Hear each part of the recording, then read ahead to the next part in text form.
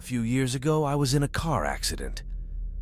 I was going 60 down an empty road, coming home from a long day of overtime, when some kind of animal came charging out of the woods. Trying to avoid a collision, I swerved off the road.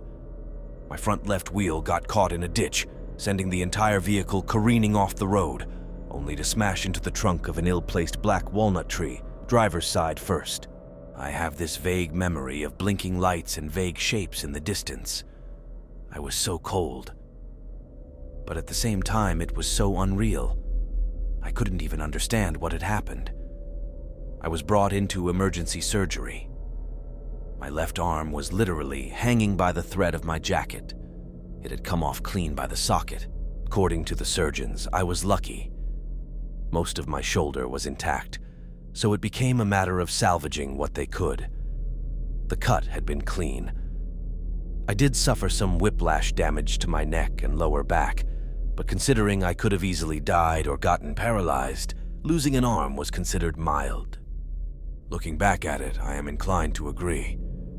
Considering what could have gone down, I was damn lucky. Still, in that luck, I wished I could have gotten just a tiny bit luckier. See, I had this gold ring that I'd been given by my later mother. A simple thing with the engraving of a musical note on the inside, a memento of our shared love of music. We played Louis Armstrong at her funeral. That ring disappeared in the accident. Somehow that's what bothered me the most. My arm could be reattached. It could heal. But that little memento was just gone. What followed was a long period of physical therapy, medication, and painful readjustments. It took weeks before I could even move my fingers again, and when I did, it felt like pushing your nerves through a garlic press. It was this stunning chemical level kind of pain, the kind where your body just shuts down, begging you to stop. But over time, I started to get over it. Small movements started to get better. I could tie my shoes, press the space bar, hold a knife. I wasn't about to juggle anytime soon or play the piano, but I could get by. Soon enough, I got back to work. People were glad to see me. I wasn't going to be able to work at full capacity in my usual role, but I could still sit in on meetings. I won't bore you with the details, but most of my work relies on answering emails, proofreading, and translation. It's pretty technical stuff that requires a lot of pitter-patter on keyboards. At one point, I was stuck in a particularly drawn-out meeting between two clients that we were facilitating. I was there mostly as an observer, to fill the seats, but I was supposed to weigh in if something related to my department came up. Of course, it didn't, but I still had to act interested. My colleague was trying to draw up a compromise between the two parties, laying out terms and conditions. Meanwhile, I was nursing a cup of coffee and waiting for the day to be over. Looking over to my side, I noticed something odd. I wasn't just holding the coffee cup with my left hand, I was stroking it with my index finger. Sort of like how you'd scratch a wary cat under its chin. It was a strange sensation. I was looking at my own arm, my own hand, and I couldn't feel what was happening. I couldn't feel the ceramics tapping against my finger, or the twitch of the nerve as it contracted and extended. It was just happening. An involuntary twitch, perhaps, but it didn't feel like it. It felt intended, somehow. A few similar events took place that day. Grabbing the bathroom door for a little too long. Knocking over desktop decorations. Suddenly letting go of my jacket as I was about to head home. It was just little things. I was still having trouble even using my arm in the first place, so these quirks didn't bother me too much. A friend of mine was giving me a ride home. I wasn't at 100% yet, and sitting behind the steering wheel felt like inviting disaster. Instead, I sat in the passenger seat, nodding off as the trees passed me by with a steady rhythm, causing me to blink. A noise pulled me back. The driver said something, but I wasn't paying attention. Turning to him, I excused myself. "Sorry, what was that?" I asked. "What are you doing?" the driver repeated.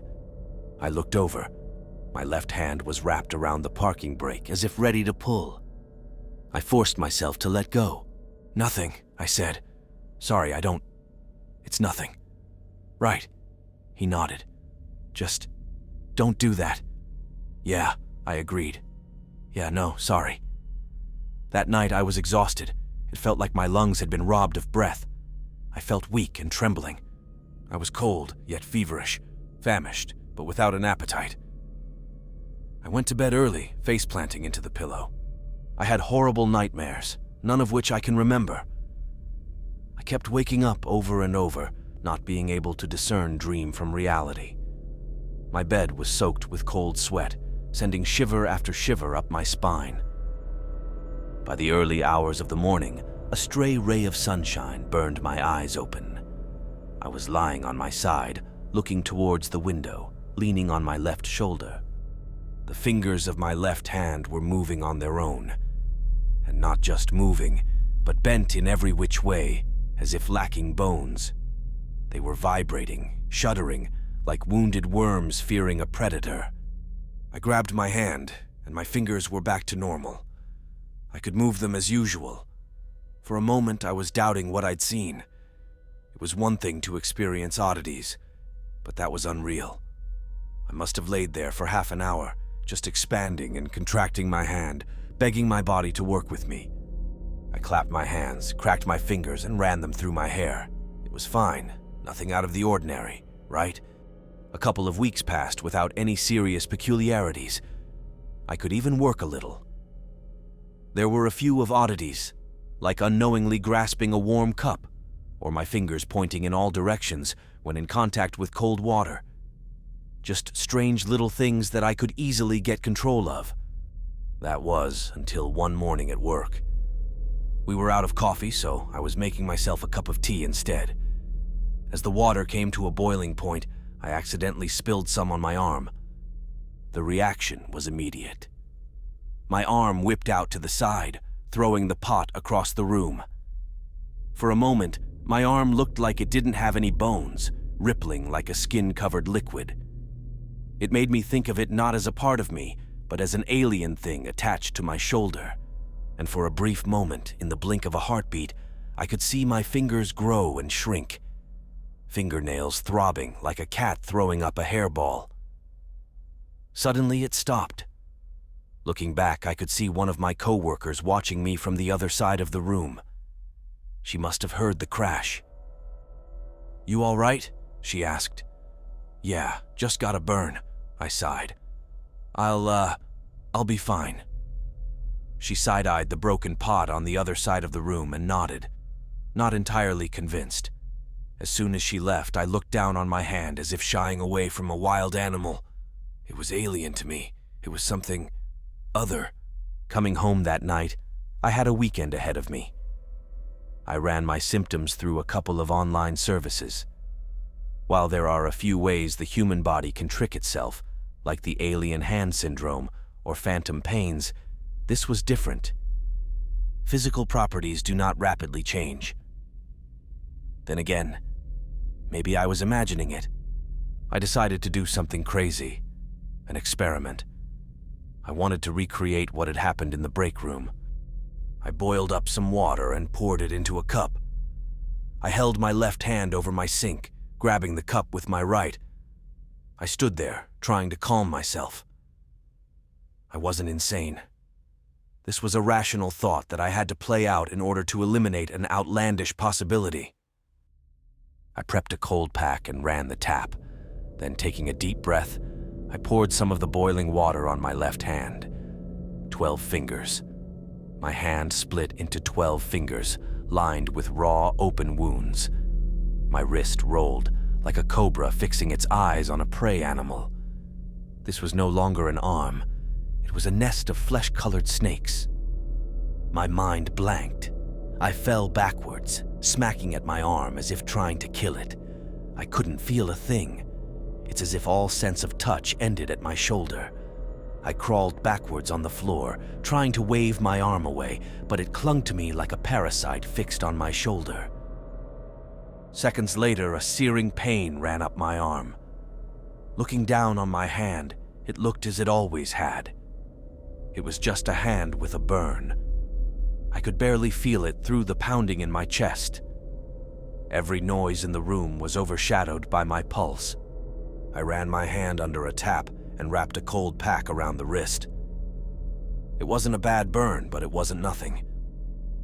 I did some research, looking up news from around the time my accident took place. There were a couple of reports, but nothing out of the ordinary. A domestic call, a brawl at a local restaurant, a couple of missing pets. There were a couple of other reports, but they were short and didn't lead anywhere. A mention of a couple disturbances, some idiot blasting music in a parking lot. But there was one more thing I noticed. In one of the reports covering my accident, there was a picture of the car. There was spatter of the blood on the hood, with something meaty stuck in the grill, as if I'd hit an animal. That caught my interest. I couldn't remember hitting anything, so what the hell was that about? The next day, my arm was acting up even worse. It kept going cold, as if circulation was cutting in and out. Before heading out, I wrapped it up in bandages, partly because of the cold sensation and partly because I just didn't trust it. There was no way to tell what could happen or why. I managed to get a hold of the owner of the junkyard where my trashed car had been towed. I went over there early in the day just before the fog cleared. Now, this was long after the car had been crushed and stored, but it was the only lead I had. An older woman greeted me at the gates, letting me in. We had a short chat about the accident as she showed me around, ending up at a stack of metal that could hardly be recognized as anything. The only thing to even hint at my car being in that pile was a thin slice of colored metal from one of the doors. I dug around there for about 20 minutes, all while being observed by this old woman. "Yeah, won't find much," she said. "If the police didn't get it, the insurance folks did." "Been a lot of people digging around?" "Not a lot, nah," she said, shaking her head. "But you ain't the first." And she was right. There wasn't a drop of blood or bone or anything. It was just scrap metal in a pile of even more scrap metal. I was wasting my time. But as I was about to leave, I noticed something. I hadn't thought about it, but I could see the old woman was wearing a ring. It looked like a wedding ring at first, but she was wearing it on the wrong finger. I pointed to it. "You found that?" "What about it?" she asked. "It's got a tune engraved on the inside, right? Like a music note?" There was no response. She just looked at me and sighed. Turns out I was right. She gave it back. She'd found it near the hood of the car the night they brought it in. Grabbing it was just a spur-of-the-moment thing, and since no one had come asking for it, she'd kept it. I was a bit annoyed, but mostly relieved that I got it back. But the question remained, how had that ended up at the hood of the car? "There was all kinds of gunk just kinda hanging there," she said. "Figured it was an animal." "And you're sure that's where you found it?" "Sure as sure can be, yeah." I stood there for a moment, feeling an uncomfortable thought forming in the back of my head. There was no way for that ring to go from my broken arm on the driver's side to a pile of meat stuck in the grill of the car, but the proof of it had been in front of me all along. I'd worn that ring for 12 years. There was a permanent indent on my finger. Looking down at my left hand, there was no such indent. This wasn't my arm. As soon as that thought settled in my mind, I could feel the arm twist and turn. Hadn't it been for the bandages, there's no way to tell what it would have done. It squirmed and pulled against me, thrashing like a dying fish on land. The old woman just looked at me. "You all right? Want me to call someone?" she asked. I don't know," I said. "I don't know." I had to get to the bottom of this. I hurried out of there as fast as I could. It was getting late in the afternoon when I got back home. Grabbing an old backpack and a couple of painkillers, I was about to head right back out. But a thought hit me. Maybe it wasn't as abstract as I thought. Maybe it wasn't just a feeling. Maybe something was really there. Looking down at my arm, I could feel it stirring, just within my control. Something sleeping, waiting to spring into action. With my right hand on the front door, I stopped and spoke out loud. "Whatever you want, just don't," I asked. "Don't." There was no response, no stirring. On a spur-of-the-moment whim, I packed one more thing into my backpack, just in case. A Hail Mary. Making my way to the scene of the accident, it was impossible to tell anything had ever happened there. I barely even made out the place where I swerved or where my wheel got caught in the ditch. I found the general area in the field where my car had spun out of control, and from there it was easy to find the tree I'd smashed into. I spent hours going over it all, following the path the car had taken, starting from that tree and working my way back. There was nothing there, nothing new. It was all just gravel, weeds, and pavement. What had I expected? A signed confession? As the sun dipped behind the clouds, I could feel a cold wind coming on. I'd lost track of time. As I turned back, there was a sudden cramp in my arm. A shock of pain crept up my spine, spreading throughout my body like a spider's web. I could feel my left arm throbbing against the bandage wrap. Something was wrong. I was in the middle of the field. I could see for miles in every direction. Cars passing by in the distance. Wet grass staining my pants all the way up to my knees. And this one cold wind cutting straight through my clothes. I shivered, but my left arm didn't. Taking a step back towards where I came from, another shot of pain struck me. This one tripped me, sending me face first into the grass. It knocked the air out of my lungs. I rolled over on my back, gasping for breath. My left hand was creeping up my stomach like a spider with a meaty tail. It stopped over my face, tapping the bridge of my nose with the index finger. I couldn't feel a thing. Moving to push it off, it instead struck back, grasping my right hand in return. I struggled back and forth for well over half an hour, getting back on my feet, only to get knocked back down. By the time I'd made my way back to the road, I looked like I'd been hiking for miles. My hair was a mess, and my clothes were covered in grass and mud. I had a handprint across my face, like I'd smacked myself. I'd trusted myself with a short drive to get there, but I wasn't sure about going back. It felt reckless to get behind a wheel in my state. Still, I couldn't just walk all the way back home, and having it towed would be a pain in the ass. I got back in my car, wiping myself off with a towel from my backpack. It had gotten dark outside. The overcast didn't help. I could almost taste the rain. I contemplated my options and figured that if I kept it slow and only used my right arm, I could carefully make my way home. I put the keys in and turned on the headlights. There was an elk standing in front of my car. It sniffed the hood of my car curiously, then proceeded to stare me down. I was just surprised. I got a good look at it. There was something wrong with one of its hind legs. It lacked fur, and there was a sort of spreading baldness reaching halfway up the side of the body. My arm was slowly rising on its own, as if looking over the dashboard. The elk recoiled, as if in pain, and set off in a troubled three-legged gallop. It disappeared into the woods. Looking down at my arm, a stray thought hit me. Was this spreading too? I painstakingly made my way back home. I dropped my backpack in the hallway, locked my front door, and collapsed into the shower. I was exhausted. I stood in the shower for about half an hour, looking down at my mother's ring. I was wearing it on my right hand now, but it just didn't feel the same. That wasn't where it was meant to be. Still, it was nice to have it back. Whenever I turned the ring a little, I could feel the engraving against my skin.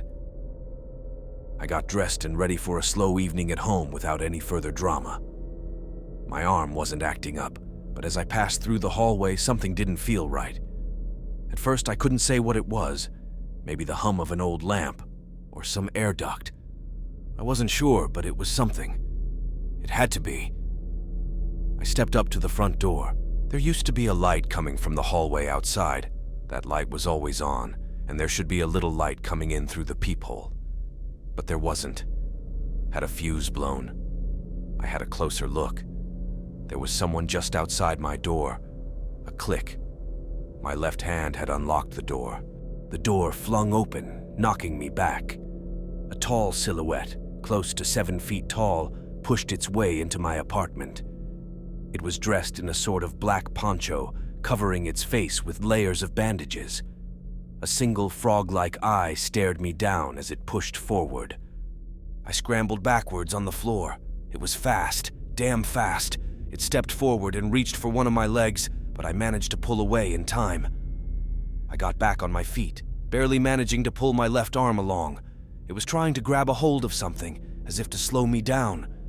In a spur-of-the-moment decision, I grabbed a lamp from the windowsill, throwing it across the room. The intruder ducked, then came at me again. I ducked under just in time and headed for the door. As I reached the front door, my left arm tried to force it shut. I fought against myself to get out, but it was useless. The door was shut and locked, and my left hand refused to budge. The 7-foot-tall shape came around the corner, slowly approaching. I had to think of something. Anything. My backpack. It was right there. I had packed a couple of things earlier. A towel, some bandages, painkillers, and a water bottle.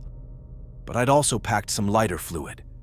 Seeing as how my left arm had reacted so violently to boiling water, I had this stupid idea that the prospect of a straight-up fire would do something even worse to it. It didn't seem so stupid anymore.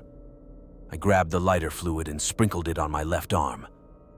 The tall shape stopped, seemingly reacting to the smell of it. I wanted to say something, but all that came out were empty breaths. We were like animals, circling each other, waiting for one to make the first move. I emptied the lighter fluid, grabbing a box of matches. I held the box with my mouth and a triplicate of matches in my hand. I spilled the rest on the floor.